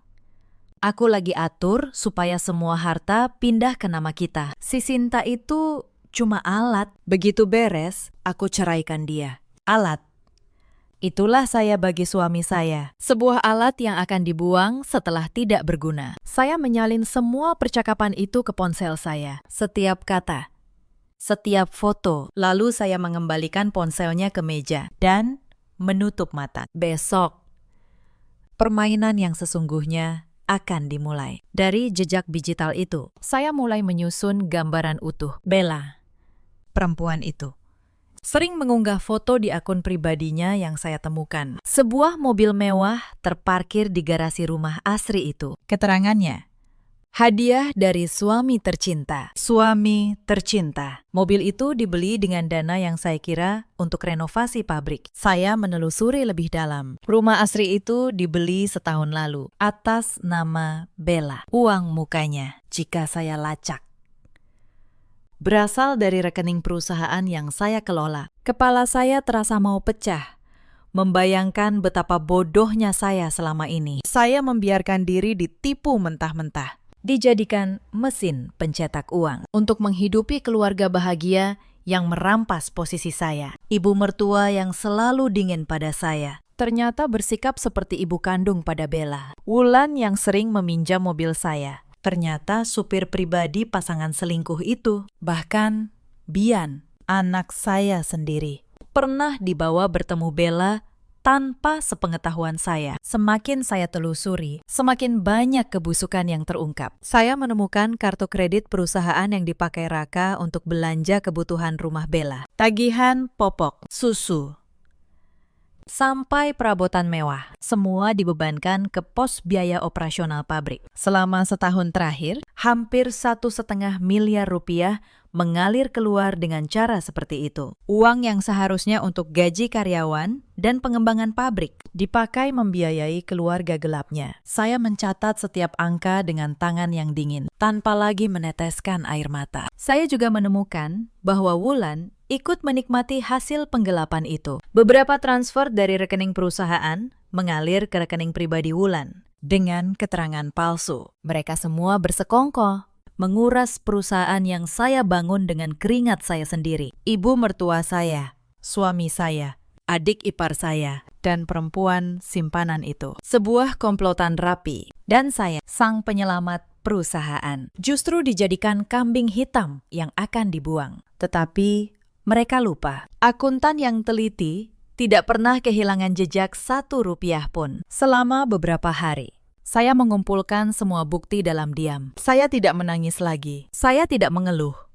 Saya hanya bekerja. Saya menyalin setiap dokumen, mencetak setiap mutasi rekening, menyusun setiap bukti transfer. Saya membuat sebuah map tebal, berisi seluruh kebusukan keluarga itu. Hitam di atas putih, tidak bisa dibantah, tidak bisa dihapus. Sementara mereka merasa menang. Saya sedang menyiapkan jaring yang akan menjerat mereka semua. Langkah pertama, saya harus memastikan posisi hukum saya kuat. Saya menghubungi seorang teman lama, Pak Tigor, seorang auditor independen dan ahli hukum perusahaan. Kami bertemu diam-diam di sebuah kafe kecil di Tebet, jauh dari mata keluarga Raka. Saya menyerahkan semua dokumen yang sudah saya susun. Beliau memeriksanya dengan teliti, lalu beliau menatap saya. Bu Sinta, apakah ibu sadar dengan apa yang ibu pegang ini? Saya mengangguk. Saya sadar. Pakistan. Itu sebabnya saya datang ke Bapak. Pak Tigor menjelaskan sesuatu yang bahkan tidak disadari oleh Raka dan ibunya. Selama 6 tahun membenahi pabrik, saya tidak hanya bekerja sebagai manajer keuangan. Saya pernah menyuntikkan dana pribadi untuk menyelamatkan perusahaan dari kebangkrutan. Dan dana itu, secara hukum, tercatat sebagai penyertaan modal atas nama saya. Ibu bukan sekedar karyawan di perusahaan ini. Kata Pak Tigor pelan, ibu adalah salah satu pemegang saham terbesar. Dan mereka tidak tahu itu. Saya terdiam sejenak, mencerna kata-kata itu. Selama ini saya merasa hanya menumpang di rumah orang lain. Ternyata, sebagian besar dari rumah itu, saya yang membangunnya. Saya yang memilikinya. Mereka memperlakukan saya seperti pembantu di dalam aset yang sebagian sahnya milik saya. Pak Tigor tersenyum. Sekarang, kita tinggal menentukan kapan dan bagaimana ibu menggunakannya. Saya membalas senyum itu. Untuk pertama kalinya setelah berhari-hari, saya merasa hidup kembali. Minggu berikutnya, ujian datang lebih cepat dari dugaan saya. Wulan datang ke rumah dengan wajah berseri, membawa undangan pernikahannya yang dicetak mewah. Mbak Sinta, katanya dengan nada manja, aku mau menikah 3 bulan lagi. Gedungnya yang paling mahal di Jakarta. Lalu dia menyodorkan secari kertas. Daftar anggaran pernikahan. Angkanya membuat saya menahan napas. 500 juta rupiah. Untuk 1 hari pesta. Dan tentu saja, lanjutnya sambil tersenyum lebar, Mbak yang bayar, kan? Kan Mbak yang paling kaya di keluarga ini. Dulu, saya pasti sudah mengangguk pasrah. Tetapi hari itu, saya hanya menatapnya dengan tenang. Wulan, kata saya pelan, pernikahan adalah hal yang sakral. Sebaiknya kamu dan calon suamimu yang membiayainya sendiri, supaya lebih berkah. Wajah Wulan langsung berubah. Senyumnya menghilang. Apa maksud Mbak? Selama ini Mbak selalu bayar semua kebutuhan keluarga. Kenapa sekarang pelit? Pelit. Setelah 6 tahun menguras tabungan saya, sekarang saya disebut pelit. Saya tidak pelit. Wulan, jawab saya, masih dengan suara tenang. Saya hanya sedang belajar untuk berhenti membiayai orang-orang yang tidak menghargai saya. Wulan terdiam, lalu wajahnya memerah karena marah. Mbak berani melawan keluarga ini. Mbak pikir Mbak siapa? Cuma menantu yang numpang kaya di sini. Saya tidak menjawab. Saya hanya tersenyum dan beranjak pergi ke kamar. Di belakang saya, terdengar Wulan menelepon ibunya dengan suara berapi-api. Saya tahu badai akan datang.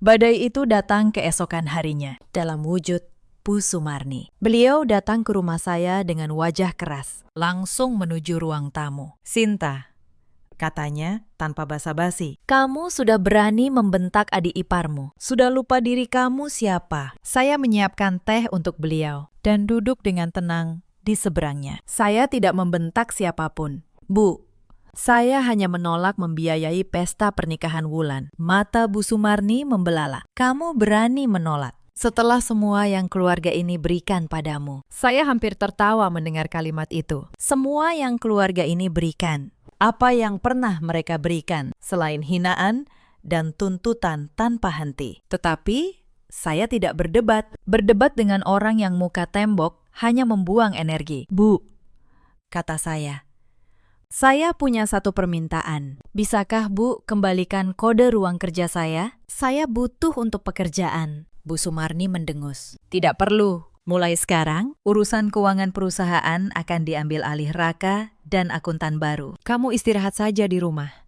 Disitulah saya mengerti rencana mereka. Mereka ingin menyingkirkan saya dari keuangan perusahaan. Mengganti saya dengan akuntan baru yang patuh. Supaya mereka bisa memindahkan semua aset dengan bebas. Mereka pikir, begitu saya tidak lagi memegang keuangan, saya tidak punya kekuatan apapun. Mereka tidak tahu bahwa justru di tangan saya tersimpan kunci dari segalanya. Saya hanya tersenyum manis. Baik, Bu, kalau itu mau Ibu, saya istirahat saja. Tetapi, mereka membuat satu kesalahan fatal sebelum menyingkirkan saya. 3 hari kemudian, Raka datang dengan setumpuk dokumen dan wajah penuh bujukan. Sayang, katanya manis, Ada sedikit masalah arus kas di pabrik. Aku butuh tanda tanganmu untuk pengajuan pinjaman bank. Sebagai jaminan, kita pakai rumah ini. Saya membaca dokumen itu pelan-pelan. Sebuah surat kuasa untuk menjaminkan rumah kami ke bank. Pinjaman senilai 2 miliar rupiah atas nama Raka. Dan jika pinjaman itu gagal dibayar, rumah yang saya tempati bersama anak saya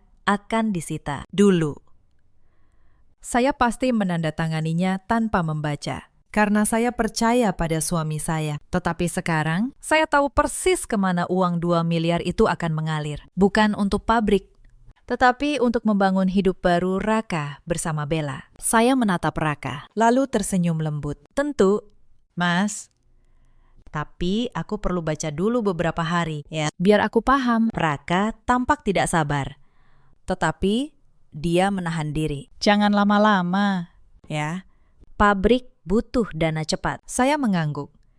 Dalam hati, saya berkata, kamu tidak akan pernah mendapat tanda tangan itu, Mas. Malam itu, saya menemui Pak Tigor lagi. Mereka sudah mulai bergerak, kata saya.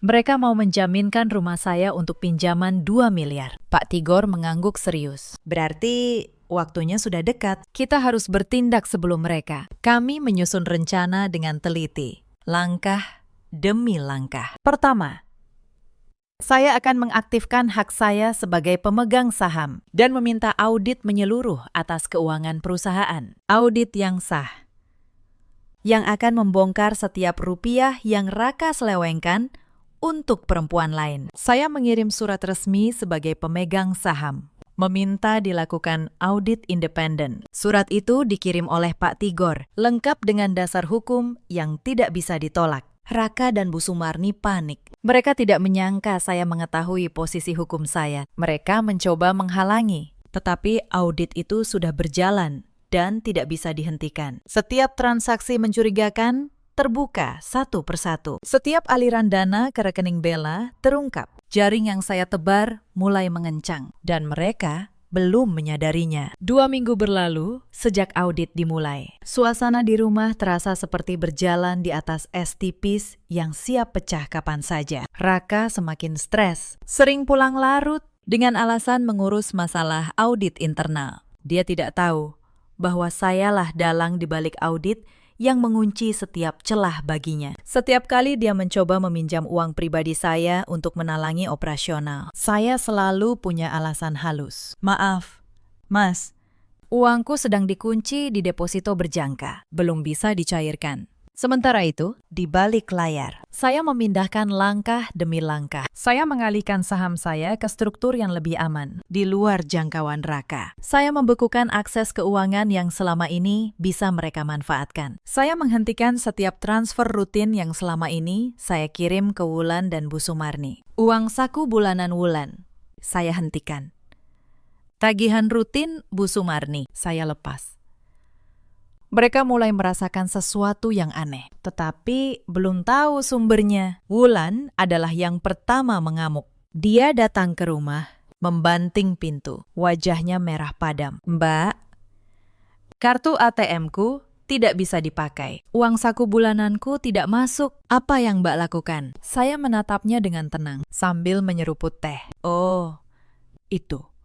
Saya berhenti mengirim uang saku. Wulan, kamu sudah dewasa, carilah pekerjaan. Wulan terbelalak.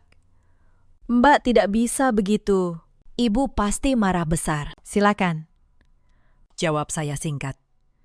Saya tunggu ibu di sini. Bu Sumarni datang setengah jam kemudian dengan amarah yang meledak-ledak. Sinta, beraninya kamu menghentikan uang keluarga. Kamu pikir kamu bisa bertindak sesukamu. Saya berdiri, menghadapi beliau dengan tenang yang dingin. Bu, selama 6 tahun saya membiayai keluarga ini dari kantong saya sendiri. Sekarang saya hanya berhenti. Itu hak saya. Kamu menantu durhaka, teriak beliau. Akan kupastikan Raka menceraikanmu dan mengusirmu dari rumah ini. Saya tersenyum. Silahkan. Bu, Tapi sebelum itu, ada baiknya ibu tanya Raka, rumah ini sebenarnya milik siapa? Kalimat itu membuat Bu Sumarni terdiam sejenak. Lalu beliau pergi dengan wajah penuh kebencian, sambil menggumamkan ancaman. Saya tahu mereka akan semakin terdesak, dan orang yang terdesak akan melakukan kesalahan. Benar saja. Malam itu, Raka pulang dan langsung menyerang dengan amarah. Sinta, kamu menghentikan semua dana keluarga. Kamu mau menghancurkan kami. Saya menatapnya dingin. Menghancurkan. Bukankah itu kata yang lebih cocok untuk apa yang sudah kamu lakukan padaku? Raka tersentak. Tetapi dia berusaha menutupi. Apa maksudmu? Aku banting tulang untuk keluarga ini. Dan kamu malah mengunci semua uang. Saya hampir tertawa. Banting tulang di rumah perempuan lain. Mungkin. Tetapi saya belum mengeluarkan kartu saya. Belum waktunya. Tidak ada maksud apa-apa. Mas, kata saya pelan. Aku hanya sedang mengatur keuangan agar lebih sehat. Audit kan sedang berjalan. Mendengar kata audit, wajah Raka memucat. Dan saya tahu dia mulai takut.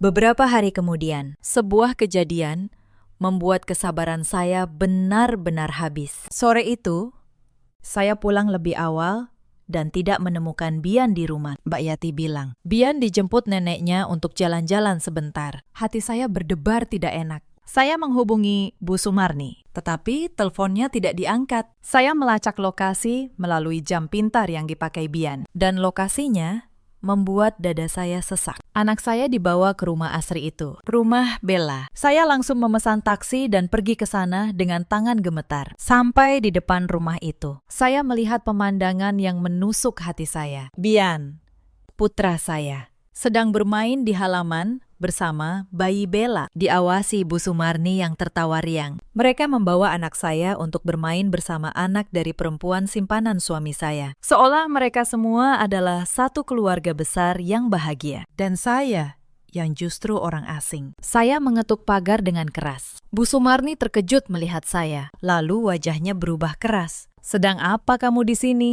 Tanya beliau dengan nada menantang. Saya menjemput anak saya. Bu, jawab saya.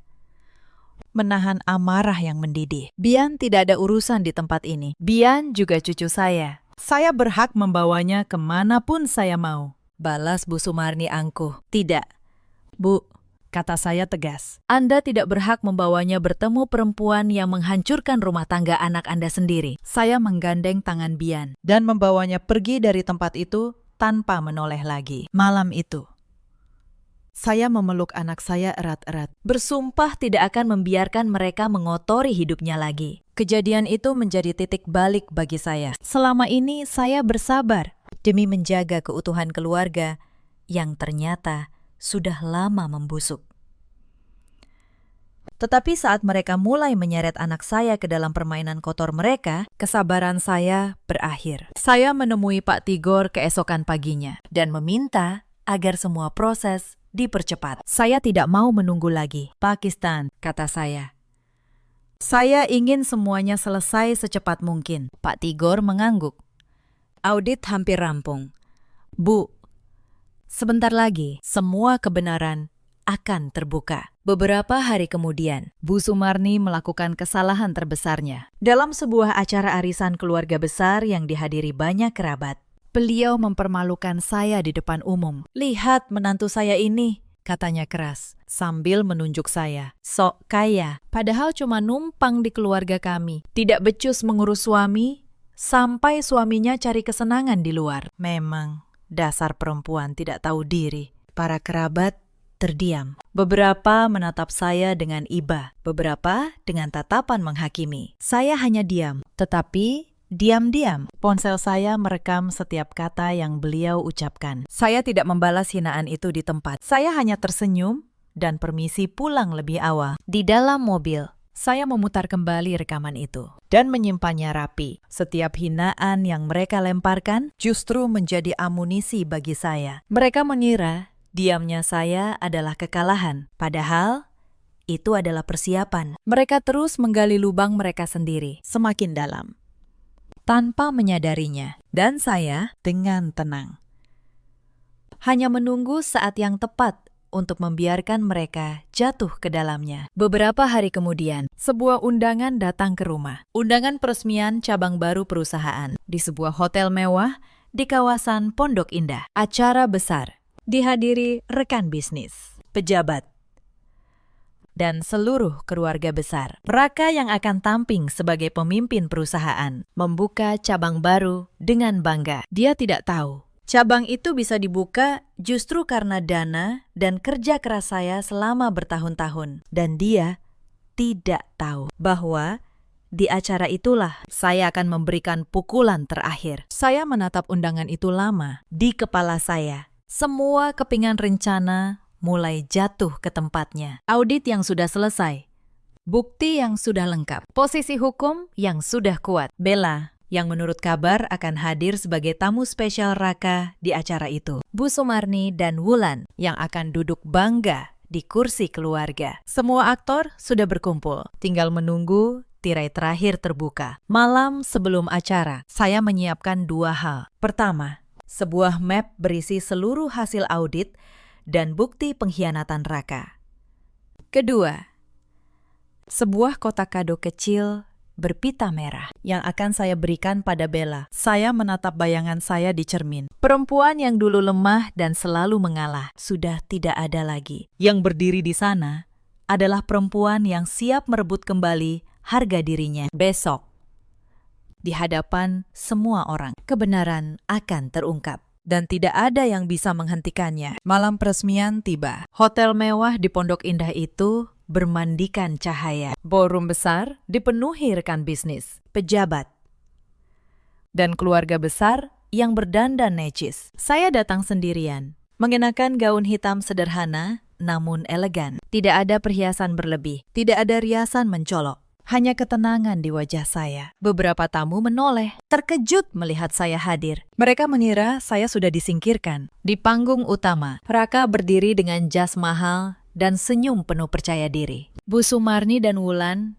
duduk di kursi keluarga, mengenakan pakaian terbaik mereka. Dan di sudut ruangan, saya melihatnya. Bella, perempuan itu duduk anggun di meja dekat keluarga, menggendong bayi laki-laki yang sama dari foto itu. Bayi yang pernah membuat saya menangis sendirian di kamar rumah sakit. Mereka memperlakukan Bella seperti bagian dari keluarga. Sementara saya, istri sah, dianggap tamu asing. Acara dimulai.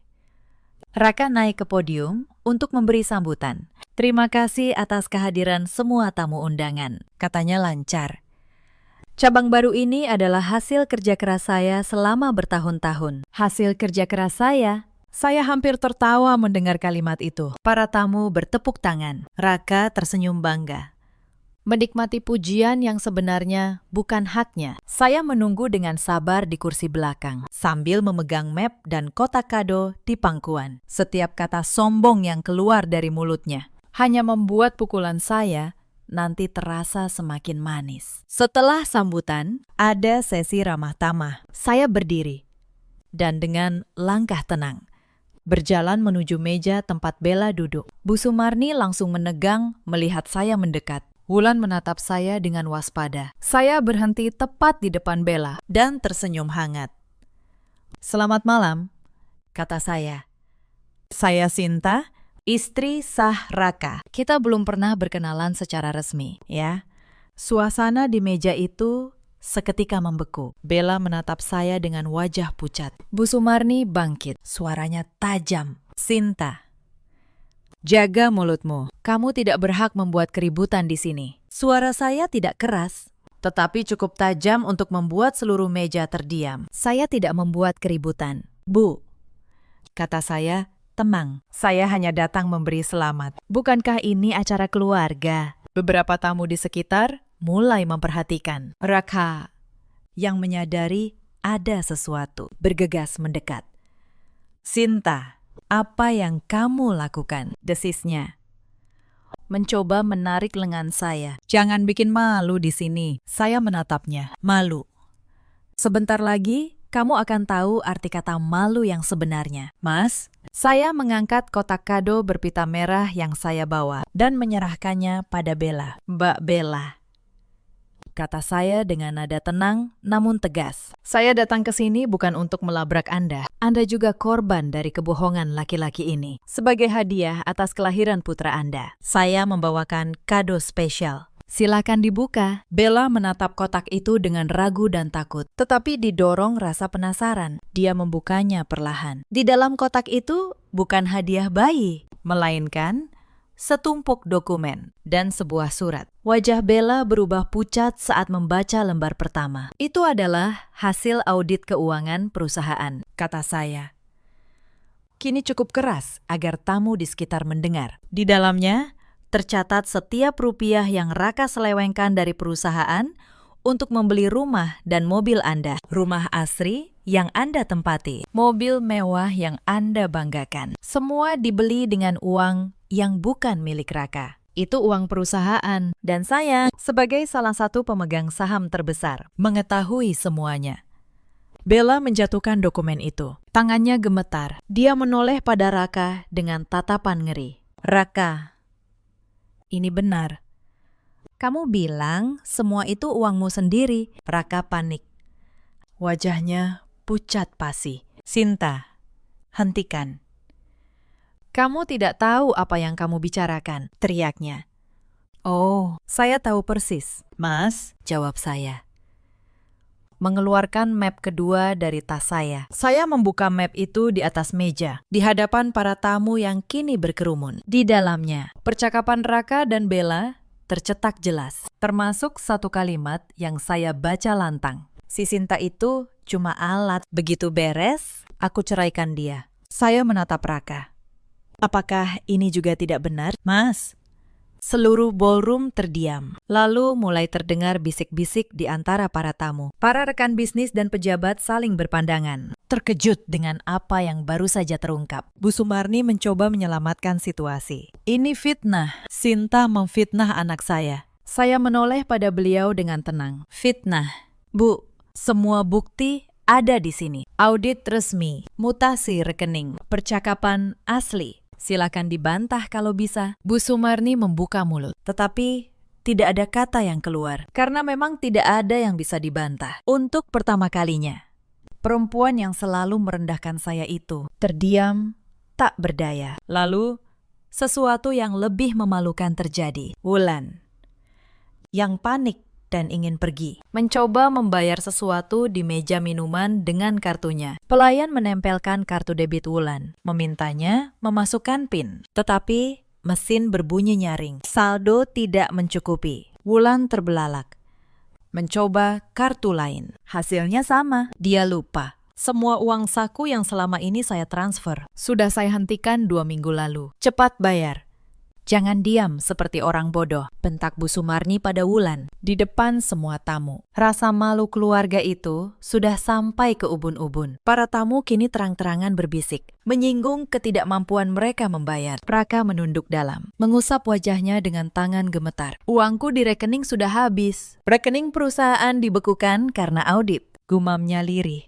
Semua sumber uang yang selama ini mereka nikmati mengalir dari satu orang, dari saya. Dan kini, keran itu sudah saya tutup rapat. Mereka tidak punya apa-apa lagi. Bella berdiri, menggendong bayinya. Air matanya mengalir. Aku juga ditipu, katanya pada saya dengan suara bergetar. Dia bilang, sudah bercerai denganmu. Dia bilang, akan menikahiku. Saya menatapnya tanpa benci. Saya tahu, Mbak, karena itu, saya tidak menyalahkan Anda. Lelaki ini menipu kita berdua. Dokumen di kotak itu bisa Anda pakai untuk menuntut hak anak Anda secara hukum. Jangan biarkan dia lolos begitu saja. Bella menatap saya, lalu mengangguk pelan. Lalu, dia berbalik dan pergi meninggalkan Raka tanpa menoleh lagi. Di malam itu, dua perempuan yang dikhianati lelaki yang sama memilih jalan berbeda, tetapi sama-sama meninggalkannya. Raka mengejar saya saat saya berbalik untuk pergi. Sinta, tolong, maafkan aku. Aku khilaf. Kita bisa perbaiki semua ini, katanya.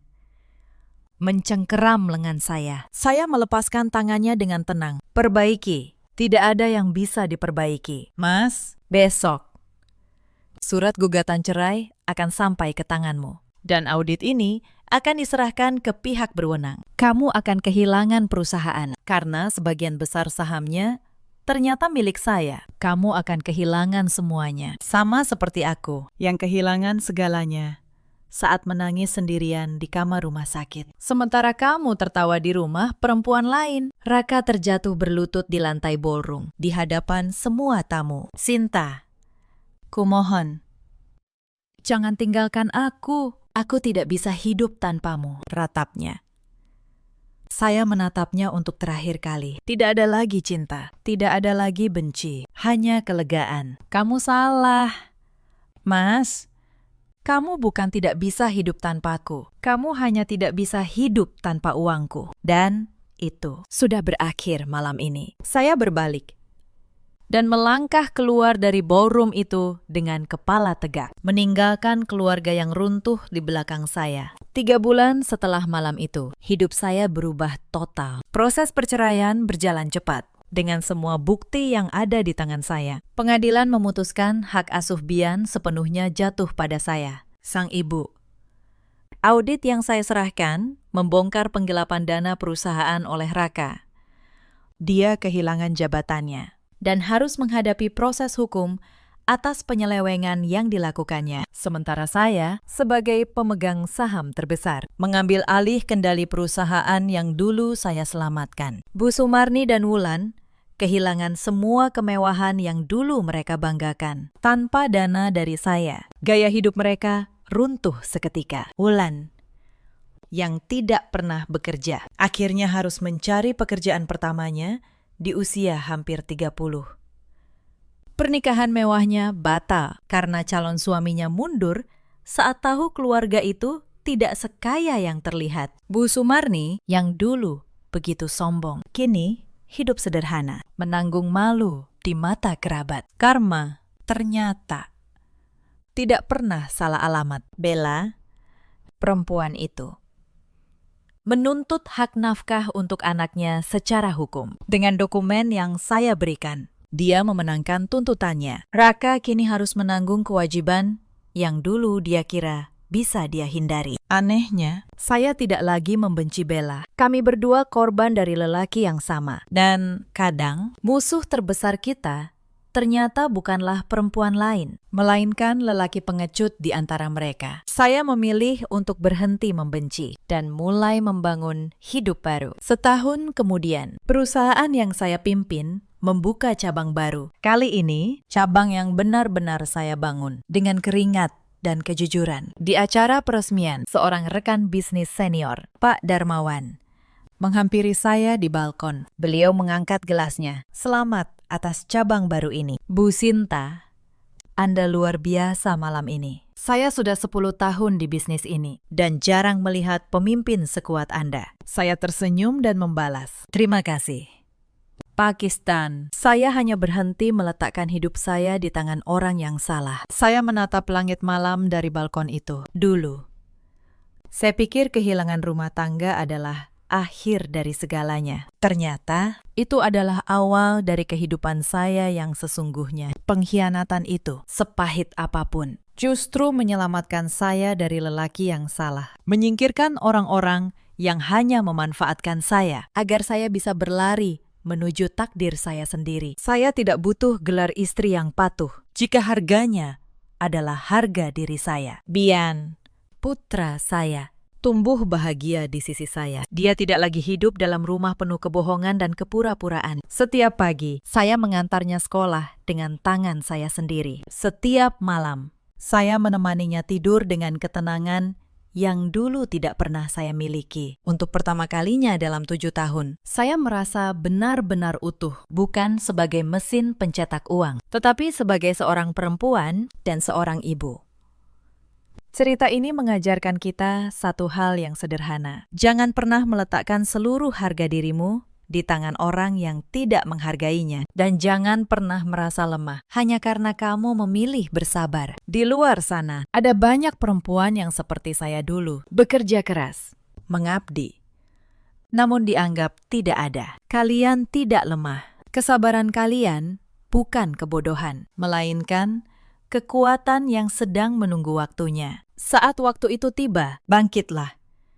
Bukan dengan amarah, tetapi dengan kelas dan martabat. Ada juga banyak suami di luar sana yang seperti Raka, yang menganggap pengorbanan istrinya sebagai hal yang biasa, sampai akhirnya kehilangan segalanya. Dan ada pula para ibu mertua yang memilih membela kesalahan anaknya demi gengsi semata. Pada akhirnya, semua perbuatan akan kembali pada pelakunya, cepat atau lambat, karena karma tidak butuh diburu. Ia hanya butuh waktu untuk menemukan jalan pulangnya. Dan keadilan, sepelan apapun, selalu datang pada akhirnya. Dalam hidup, kita selalu punya pilihan. Memilih untuk terus menunduk, atau memilih untuk berdiri dan merebut kembali martabat kita. Saya memilih yang kedua, dan itu adalah keputusan terbaik yang pernah saya ambil. Jika kalian sedang berada di posisi saya dulu, ingatlah,